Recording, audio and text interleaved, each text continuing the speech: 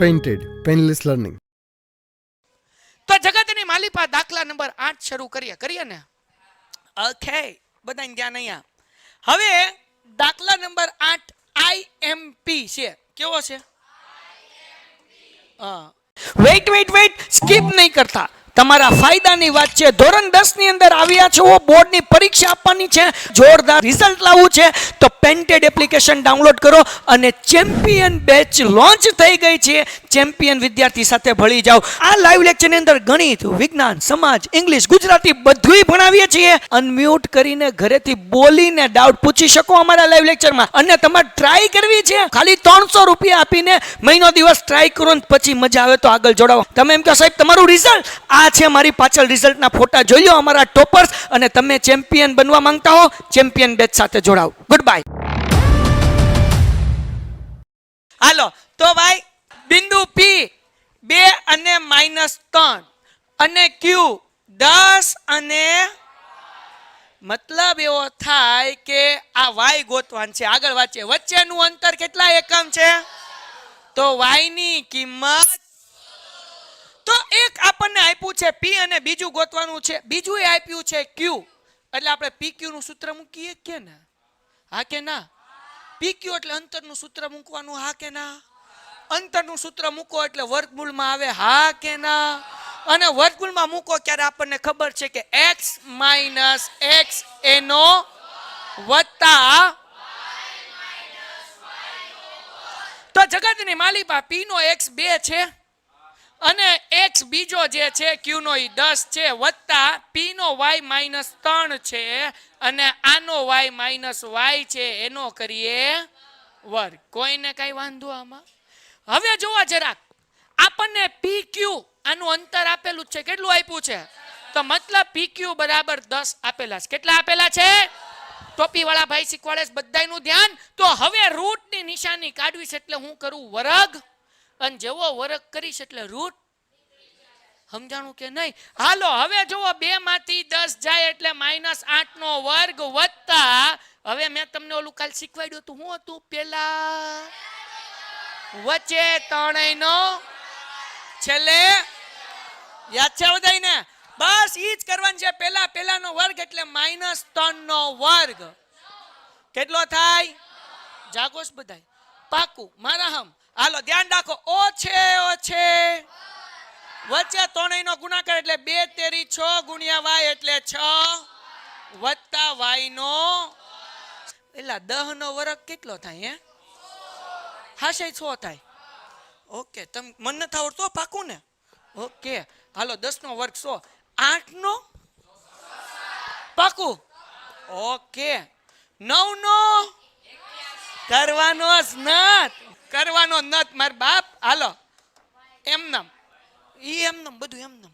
હવે શું કરવાનું ખબર? આ હો એમનમ મૂકી દીધા. પછી આ 64 હતા, 64 આમ હરકું કરું ને તો સોગડો અને નવડો હવે અલગ લાગે એમ. 64 વત્તા 9. હવે 64 માં 9 નાખો તો 64 માં 6 નાખો એટલે 70 થાય, અને 70 માં 3 નાખો એટલે 73. આ વત્તા 6y ને વત્તા y નો વર્ગ. હાલો પછી આગળ જુઓ. હવે શું કરવાનું ખબર? આ y નો વર્ગ પેલા એમને મૂકી દેવાનો. સમજાણું કે નહીં? પછી આ વત્તા 6y એમનેમ અને વત્તા 73 એમનેમ. ટૂંકમાં આ ત્રણેયનું આપણે ગોઠવી દીધું. શું કર્યું? પેલા વર્ગ વાળું લખ્યું. જો સમજાવું, આ અહીંયા 3 હતું, 3 પદ હતા, 73 હતા, 6y હતા અને 6y ખાલી y નો વર્ગ. તો આમાં પેલા આપણે વર્ગ વાળું મૂક્યું એટલે y નો વર્ગ મૂક્યો, પછી 6y વાળું પદ મૂક્યું, પછી 73 મૂક્યું. નિશાની નહીં બદલવાની, કેમ કે અંદરો અંદર બદલ્યા છે. હવે આ હો વત્તા છે, ઈ બરાબરની આ બાજુ આવે તો શું થાય? માઇનસ. અને અહીંયા મૂકી દઉં. હવે જરાક ધ્યાન રાખજો, જાગોશ ને બરાબર? y નો વર્ગ એમનેમ, 6y એમનેમ, વચ્ચે ઓછા અને 100 માંથી 73 જાય એટલે 27 વધે મોટા પદની. હવે આ બાજુ બરાબર 0 છે તો હું આ બાજુ મૂકી શકું ને? તો હવે બીજા ચેપ્ટરમાં આપણે અવયવ પાડતા શીખ્યા કે નહીં? સ્વાધ્યાય 2 યાદ છે કે નહીં? હવે એમ આપણે અવયવ પાડવાના. શું પાડવાનું છે? કોને પાડી નાખવાના છે? અહીંયા આપણે અવયવ ધ્યાન રાખજો. y નો વર્ગ વત્તા 6y ઓછા 27. આપણે કેવી રીતના ગોતતા હતા જરાક સમજો ભાઈ, આગળ વ્યા જઈએ. આપણે કંઈક આવું શીખ્યા હતા.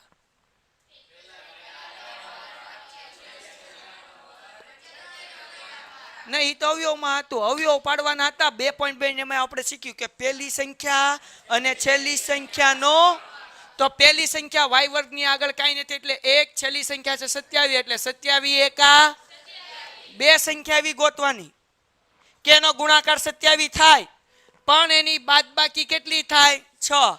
તો 27 કોના ઘડિયામાં આવે 9 તેરી અને 9 માંથી 3 જાય એટલે સ્વાધ્યાય 2.2 માં જેમ અવયવ પાડીએ એમ જ પાડવાનું છે.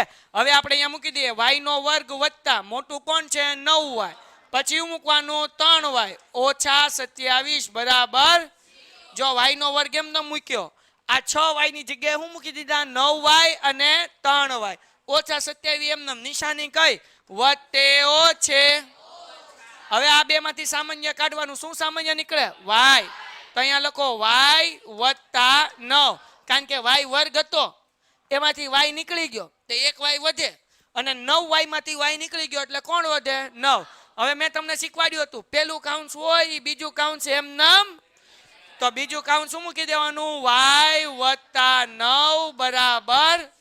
તો હવે જુઓ અહીંયા 3y હતું, અંદર કોણ ગળી ગયું y, કોણ વધ્યું તો મૂકી દો 3. જો અહીંયા 3y હતું બેટા, y અંદર ગળી ગયો એટલે બાર હું મૂકી દીધું 3. બે હરખા કાઉન્સ છે અને કેટલી વાર મૂકવાના એક વાર, એટલે આપણે લખીએ કે y વત્તા 9 અને આનું એક કાઉન્સ બનાવીએ y ઓછા 3 બરાબર.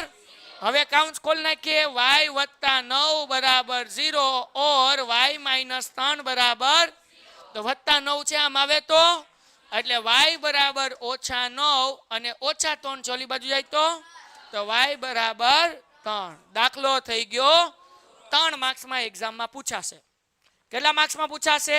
તો પહેલા અંતરનું સૂત્ર મૂકવાનું, એના ઉપરથી સમીકરણ બન્યું, એના અવયવ પાડવાના, પછી y નો જવાબ મળે. Painted Painless Learning.